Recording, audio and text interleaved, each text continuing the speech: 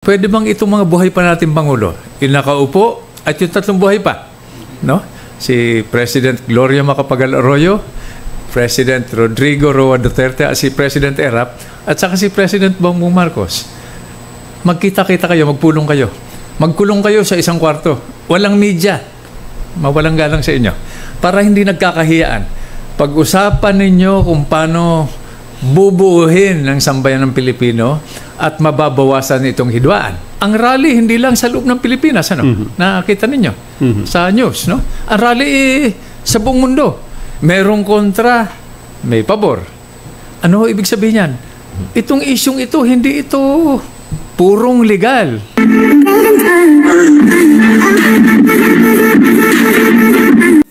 Pangalawang tanong ho ninyo, itong mga yan. Nagsalita na ho tayo. Higit 1 taon na nakakalipas, nagmungkahi ho tayo. Bago nangyari ito, sabi natin, nung nagsisimula pa lamang yung bangayan, sabi natin, pwede ba ho, no? As a private citizen, mungkahi, pwede bang itong mga buhay pa natin Pangulo, yung nakaupo at yung tatlong buhay pa, no? Si President Gloria Macapagal Arroyo, President Rodrigo Roa Duterte, at si President Erap, at saka si President Bongbong Marcos. Magkita-kita kayo, magpulong kayo.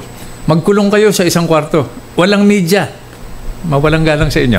Para hindi nagkakahiyaan.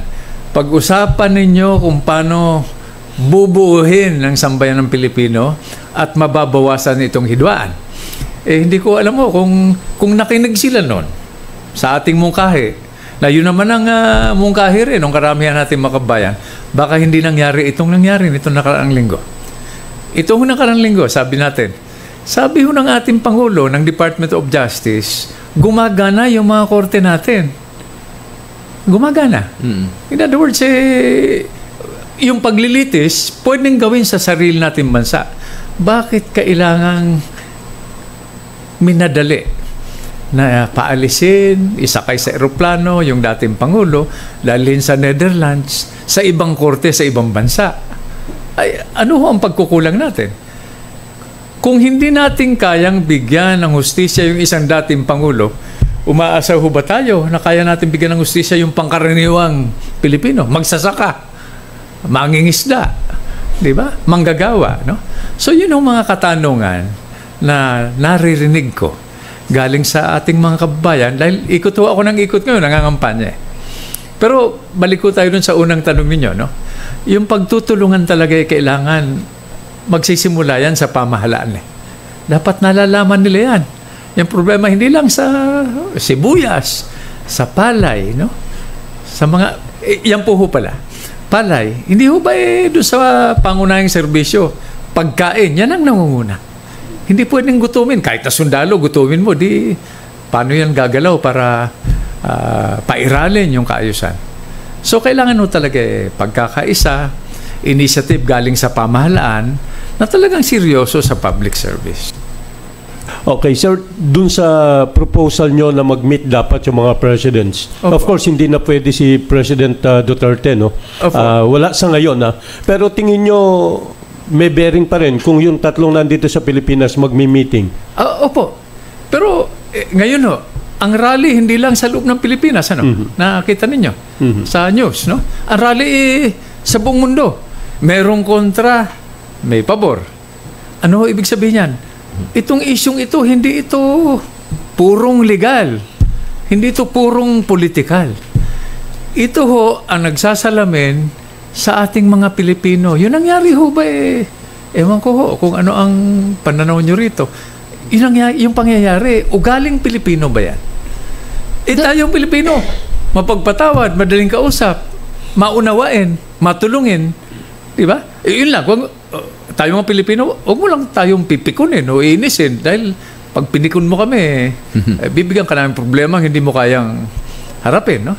Napatunayan na, sinubukan na natin yan. Sinubukan na ng Hapon, ng Kastila, ng Amerikano. Nasaan sila ngayon at nasaan tayo? Extreme tayo, ano po? Extreme ho tayo. Magtitiis. At archipelago tayo.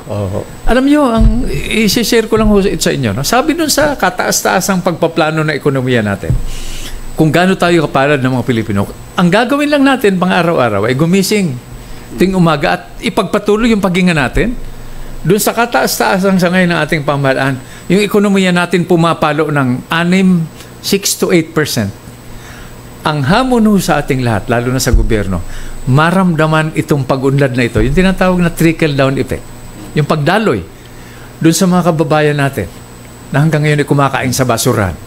Yung magsasaka natin, dahil lang sa sibuyas at kamatis, halos sa survival mode. Hindi kumakain ng 3 beses. Yes.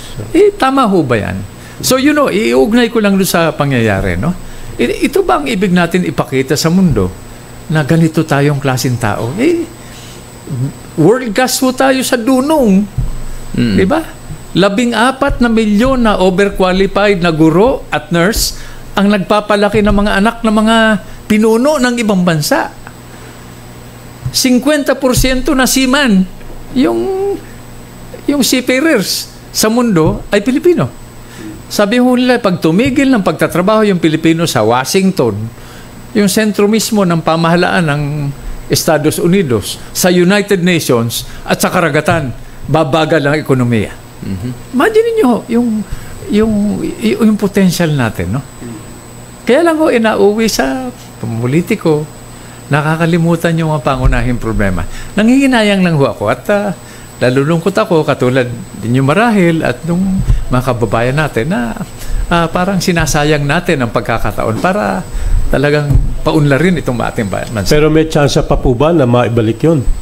Magamit yung mga opportunities na yun? Nako, natutunan ko rin ho ito sa inyo, sa media at saka sa local government, no?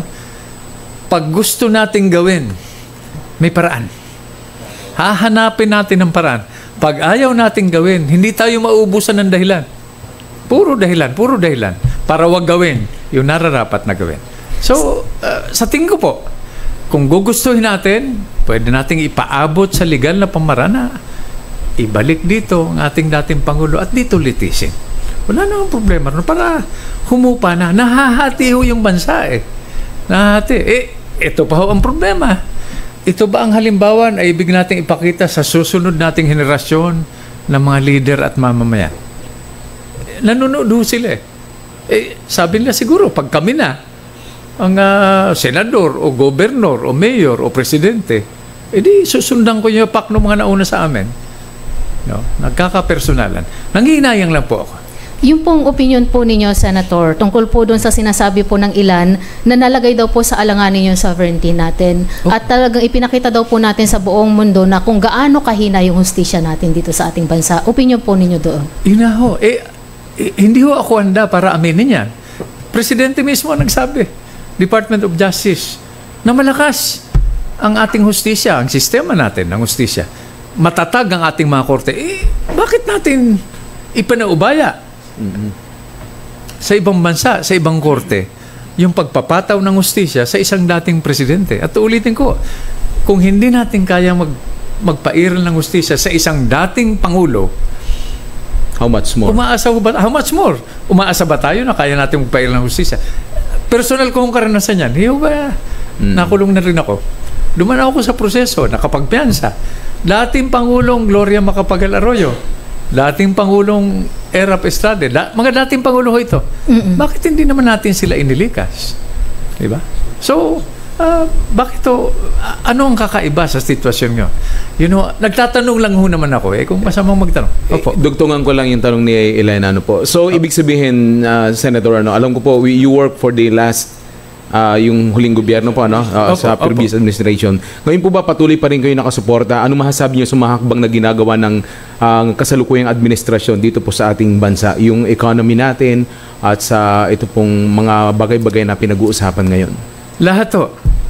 Ang pakiusap ko lang bilang dating sundalo, dating rebelde, dating mambabata, senador, dating kalihim. Alam nating lahat ang problema. Alam din natin na siguro nagpaplano naman yung pamahalaan. Ang request lang ho natin, ang pakiusap natin, isama naman ninyo kami sa plano ninyo. West Philippine Sea. Yeah. Okay. Para maliwanag ko yan.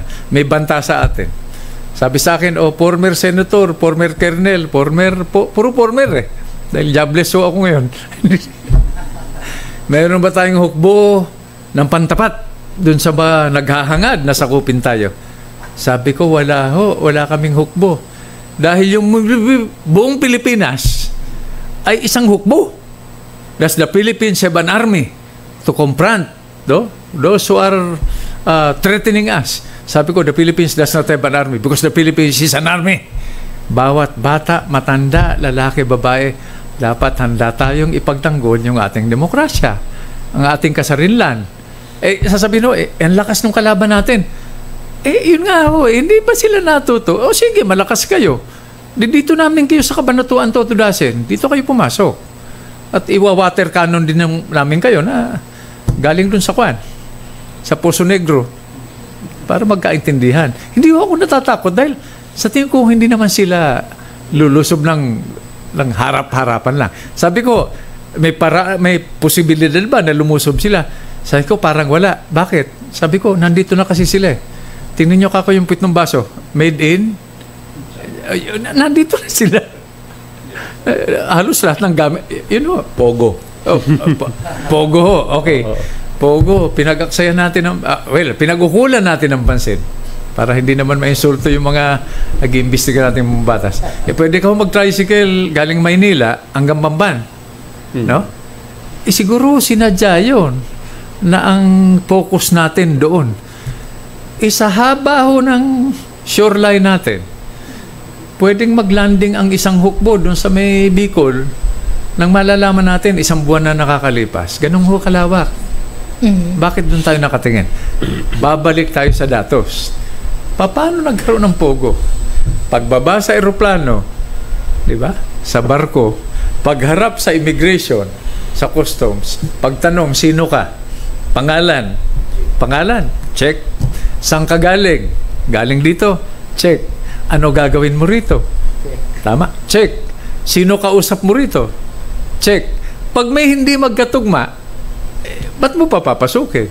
Datos, impormasyon, sistema. Yung pinanggalingan, siyempre nagpadala sa atin ng impormasyon tungkol sa darating ng mga nasyonal nila. So, datos na naman at teknolohiya. Sa dami nga ng pinagdaanan ng ating panauhin, Elena, lahat ng topic alam Kaya nung tinatanong natin, yung kanyang staff, kahit anything under the sun, pwede niya discuss. Di ba? Hindi naman po. Hindi naman ako nagmamaro. Sasabihin ko naman, pag hindi ko alam yung... Yeah. Pero wala pang dumarating sa punto na yun Pero bilang magiging senador, former Senator Gringo, sa inyong pagbabalik, ano po yung talagang pinaka-focus ninyo? Anong komite yung gusto nyong hawakan? For instance, alin po ang, di ba dati land reform Opo, naipamigay na yata lahat ng lupa. Ang mga komite na nahawakan natin. Agrarian reform. Agrarian ang pinakaayaw ng mga senador. Dahil sabi ho nila, hindi masosolve ang problema yan. Ilang pun taon na yan. Tayo po ay naging chairman ng Committee on Agrarian Reform, Environment, Public Order, Defense, Energy, Public Information, Labor. Ang karanasan natin. Naging assistant majority leader na rin tayo. Although independent ho tayo. Sabi ho, ang trabaho kasi ng mambabatas, hindi ho para magingay masyado. Ang trabaho ng mambabatas ay mag-aral. Dahil yung boto natin, lalo na pag napabilang dun sa boto ng mayoridad, na ang kahihinat na isang batas. Sabi ho sa akin nung late Senator Raul Roco at Senator June Magsaysay, Senator Magsaysay, buhay pa ho siya ngayon, Sabi sa akin, alam mo Greg, hindi tayo linagay dito ng taong bayan dahil dati akong abogado, dati kang sundalo. Linagay tayo rito para bumoto. Pag nagkamali tayo ng boto at nanalo yung boto natin, napabilang sa mayoridad, merong giginhawa, may mahihirapan na hindi natin mamamalayan. In the extremo, merong mamamatay, merong mabubuhay. So, ang gagawin natin, mag-aral tayo. Dahil ang pinag-uusapan dito, buhay at kamatayan. Isipin nyo, wala tayong kamalay-malay. Hindi ka nag-aral, bumoto ka, nanalo yung boto mo. Diba? May giginhawa. Merong mahihirapan, may mamamatay, may mabubuhay. Isipin nyo yung bigat ng responsibilidad na yan.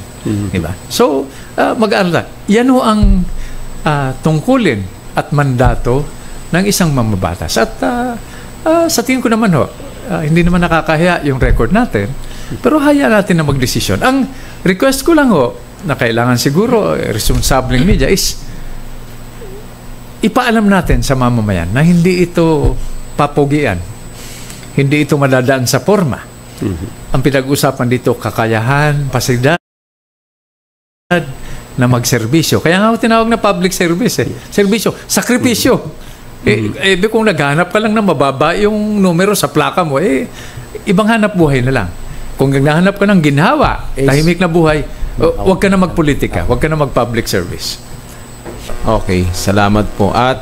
And we are hoping and praying, Senator, na makabalik sana kayo sa Senado para yung mga sinasabi nyo kanina pa, maipatupad nyo yung reforma, yung mga sistema sa gobyerno na hindi pa natutupad at gusto nyo ituloy sakali mang manalo kayo ngayong darating na eleksyon. Ito lang ho ang pakiusap ko. At hindi ito tungkol sa akin. Tungkol ito sa inyo, lalo na kayo responsible, professional media. Tungkol ito sa kabataan natin, our next generation of citizens and leaders. Tungkol ito sa Pilipinas. No? Ang singilan sa halalan, hindi tuwing eleksyon. Ang problema ko kasi, people power, pakaluklok natin ng bagong makapangyarihan, nag-uuwian tayo. After election, pakaboto natin, uwian. Hindi ho, pakaboto natin, tutukan natin. On day one, pakasumpa, sigilan kagad. Senator, akala ko ba nung umarap ka sa program namin yan, dami mong pinagsasabi nun. Ano ginagawa mo ngayon, day one? Ganun ang singilan, di ba? At kailangan medyo iksian na natin yung pasensya natin dahil hindi ho ba ninyo napansin? Pareho ang ginagawa natin, pampolitika, pang-ekonomiya, pang-seguridad, pareho. At umaasa tayo ibang resulta. May tawag ko ron, di ba? Doing the same thing over and over again and expecting a different result. 1986, Freedom Constitution, di ba? Revolutionary government. Ano unang ginawa natin? Nag-eleksyon tayo. Yun na naman ang magiging problema natin. Kung umaasa tayo ng halalan, magsosolve sa karamihan nating problema. Tutukan ho natin ito. At sabi ko ang aking panalangin, ang aking mungkahi sa ating mga kabayan, no? Together, laging magkakasama. One people, one flag, one nation. Yes, no? Senator. Dagdag ko lang po. Naniniwala po ba kayo dun sa mga surveys ngayon? Kumusta po palagay nyo? Wala ho akong opinion niya dahil pag sinabi kong hindi ako naniniwala, nako, porket mababa. Pag sinabi kong okay na sa akin yan, nako, nag-aambisyon pa baka. Noon po bang mga nakalipas sa panahon yung mga nanalo kayo? Kasama po ba kayo sa Magic 12? Hindi ho, lagi tayo from the outside. Parang kabayo ho na... Parang kabayo ha. Kumabol po ba? Kumukuha ng lakas pag malapit na yung finish line. Sana ho mangyari yan. Sana maging mapanuri yung ating... idagdag ko lang ho, no? Ang pag-uukulan natin ng pansin ngayon, yung halos 30% ng botante natin. Millennials. Gen XYZ. Kinausap ko ho yung mga focus group, mga katulad ho ninyo, no? Na may kaalaman talaga. Pag humarap tayo sa millennials, Gen XYZ, hindi siguro minsan itatanong sa inyo, no? Pero siguro nasa isip nila, ikaw, kandidato ka, ano ka ba sa buhay ko? Pag hindi mo kayang sagutin yun, todas ka na. Okay?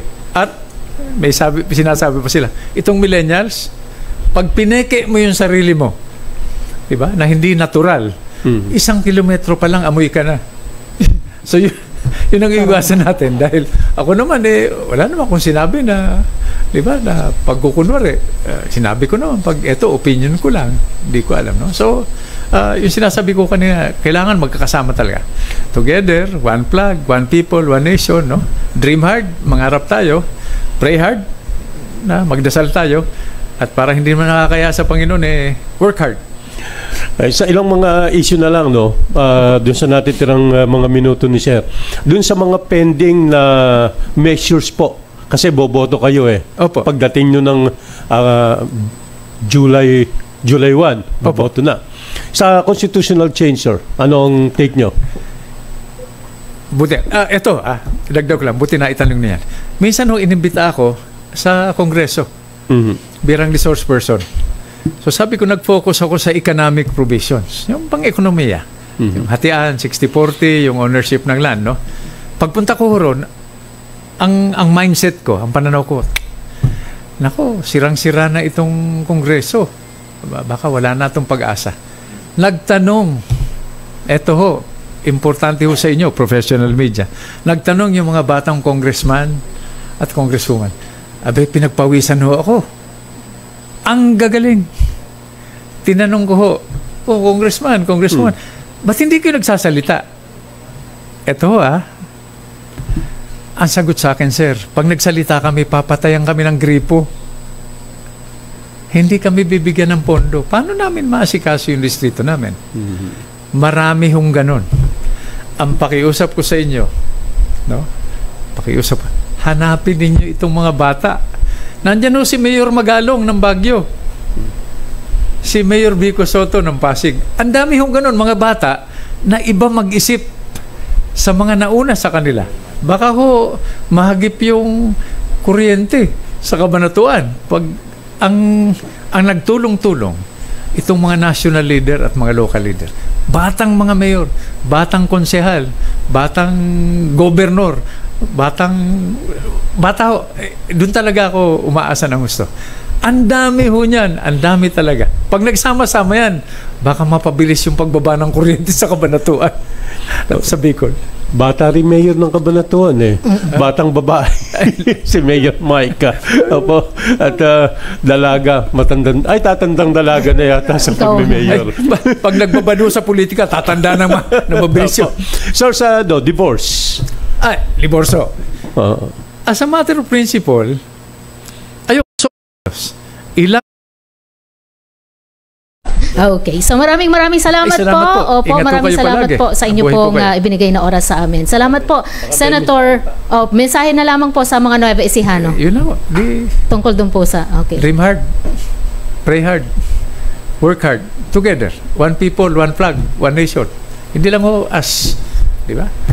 Members of the community in Cabanatuan, no? Or members of the community in Nueva Ecija. Kumusta po yung pag-iikot nyo, Senator, okay naman po. sa Mindanao? Nakarating na kayo? Hindi pa ho.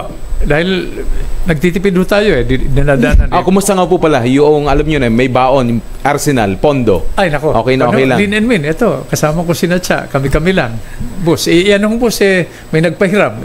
Binalot nung... Kasi isa sa problema nila yan, nakita nyo yung mga lumaban no, nag-file ka agad, no, alam nating mayayaman, pero biglang umatras kasi may mga nagsabi, baka daw hindi kayanin, baka kapusin. Isipin ho ninyo, kung sila na may problema sa ganun, imagine ho yung... Pero kami ho, hindi tayo nagre-reklamo. Basta't patas lang yung laban. Okay lang po, walang problema. Okay. So maraming salamat. Tapos na po, maraming salamat po sa inyo pong ibinigay na oras sa amin. Si Senator Gringo Onasan, number 31 po sa balota.